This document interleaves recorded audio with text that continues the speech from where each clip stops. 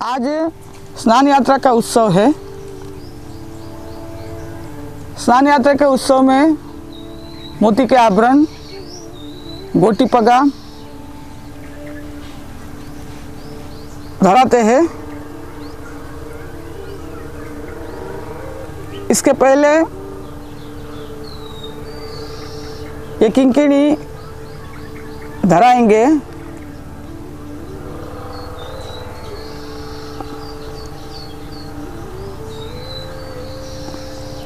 ये भी उष्णकाल में उत्सव है, इसलिए सूक्ष्म श्रृंगार ही होते हैं।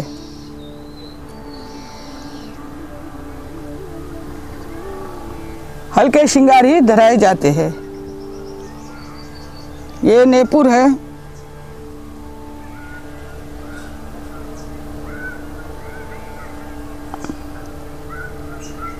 इस तरह से चरणारविंद में नेपुर। तत्पश्चात श्रीहस्त में पोची,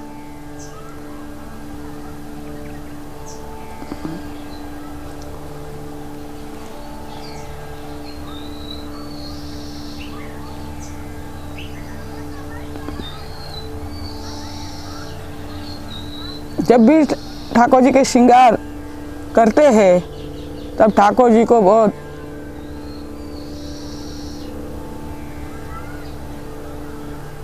ठाकुर जी को स्थिर विराज के ये सब आभरण धराए जाते हैं। ठाकुर जी को ऊपर नीचे करने की, हिलाने की जरूरत नहीं है। अपने हाथ की मूवमेंट बदली जाती है। ठाकुर जी तो इस तरह से सामने विराज के ही आभरण धरते हैं, अंगीकार करते हैं। ये पोची कड़ा के बाद मुकुट वस्त्र, ये सब एक के बाद एक क्रम ही है। ये क्रमानुसार ही प्रभु को धराए जाते हैं।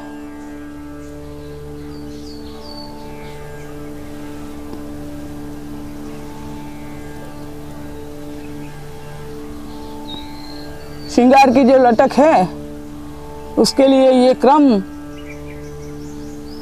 से धराना बहुत जरूरी है, तभी वो श्रृंगार की लटक बनी रहती है।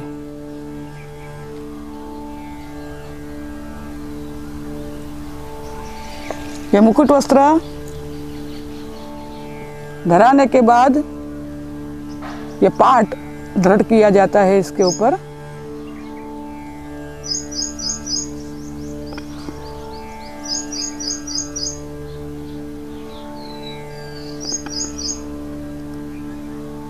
ये अंत में ही इसका ये लास्ट वाला जो भाग है वो ऊपर ही एंड उसका करने का अंत। उसके बाद ये गोटी पगा, इसको गोटी पगा बोलते हैं। इसके पीछे इस तरह से मेंढ लगा के फूले में और गोटी पगा में एक ही मेंढ आती है। नीचे इस तरह से लगा के फिर जो है मस्तक पे ऐसे लगा के ऐसे दृढ़ धराते हैं। ये पूरा जो श्रृंगार का दारो मदार जो है वो इस मेंढ के ऊपर है। पाग में अलग आती है, फेटा, पाग, दुमाला, फिर गोटी पगार, कुले, मुकुट, शेरा, ये सब जो है सबकी अलग अलग मेंढ आती है। वो मैं आपको प्रत्येक श्रृंगार के वीडियो में बता दूंगी।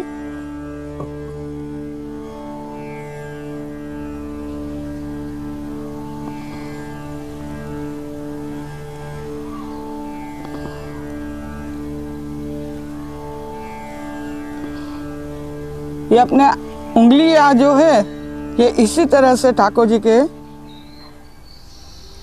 आभरण धराते समय रखनी चाहिए। ताकि ठाकुर जी को श्रम नहीं पड़े। कहीं पे भी ठाकुर जी को अपनी उंगलियां लगती नहीं है। किस तरह से ठाकुर जी को पकड़ा जाता है ये बहुत जरूरी है।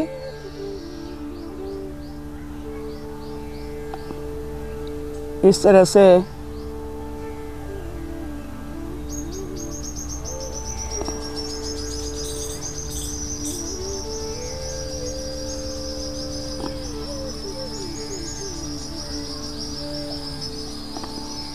पीछे इस तरह से मरोड़ी मार के ऐसे लगाव में धराया जाता है। उष्ण काल में प्रायः गोटी पगा के श्रृंगार में कर्णफूल, वैसे तो कुंडल आते हैं लेकिन उष्ण काल में कर्णफूल भी धराया जाता है। तो ये अक्षय तृतीया पे जब ये गोटी पगा धरते हैं तब कर्णफूल आते हैं। इस तरह से कर्णफूल धरा के ये सिसफूल, ये पीछे कलगी। ये कलगी धरा इसलिए धराई जाती है कि इसके पीछे ही चंद्रिका दृढ़ होती है।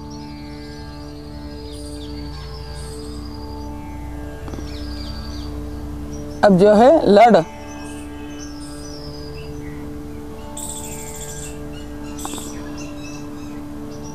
इस तरह से लड़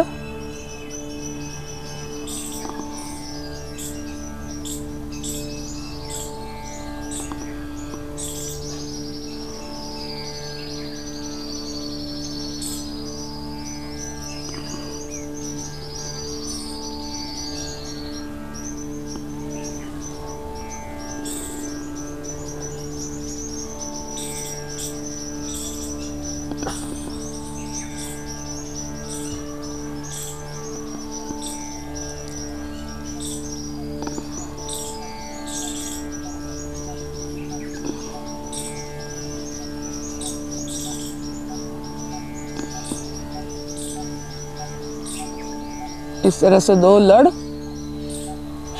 धराने के बाद ये लटकन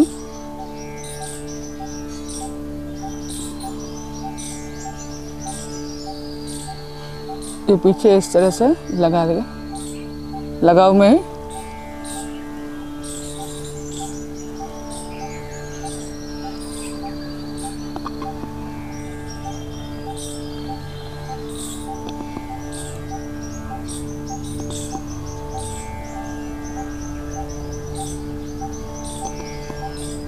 इस तरह से लड़की लटक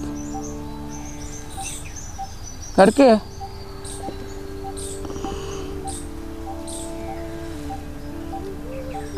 फिर जो है नकोएसर, इसके बाद वक्षस्थल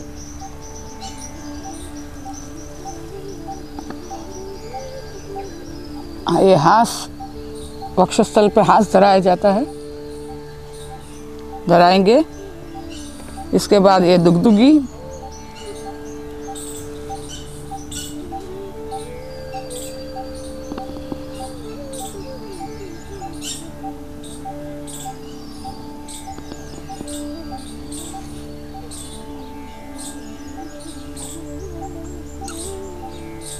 फिर जो है लालन में तत्पश्चात ऐसे भी एक दुगदुगी श्रीअंग से बाहर से लेके धराते हैं।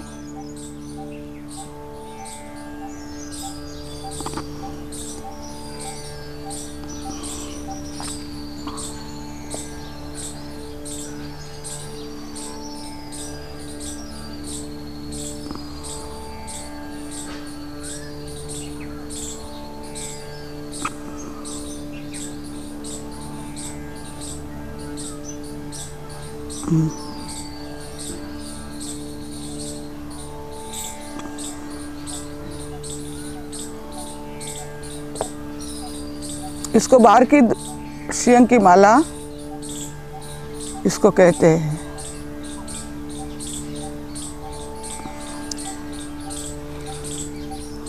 तत्पश्चात गादी के श्रृंगार, ऐसे ही जो है गलीदार श्रृंगार उष्णकाल में प्रभु को गलीदार श्रृंगार ही ज़्यादातर धराए जाते हैं। चित्र जी में थाड़े स्वरूप में बस ऐसे 2-3 माला का ही श्रृंगार ज़्यादा रहता है। उष्णकाल में मोती, चंदन, सीप वगैरह प्रभु का आभरण आते हैं, धराते हैं।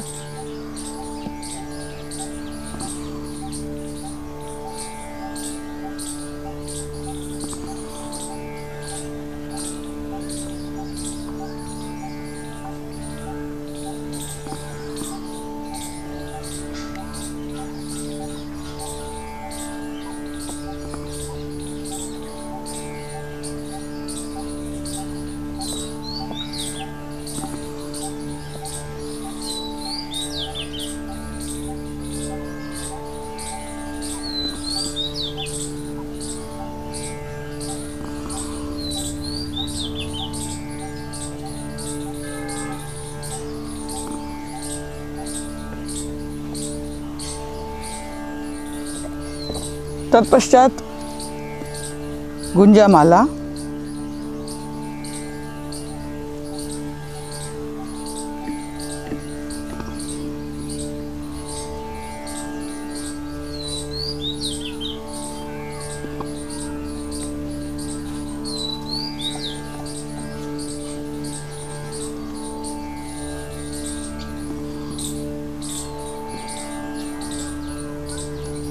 उसके बाद तत्पश्चात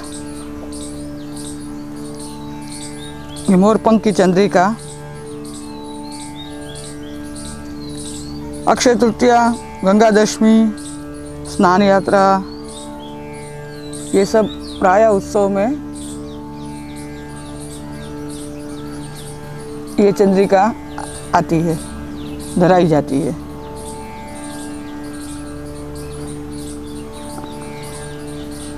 और इसके बाद ओढ़नी,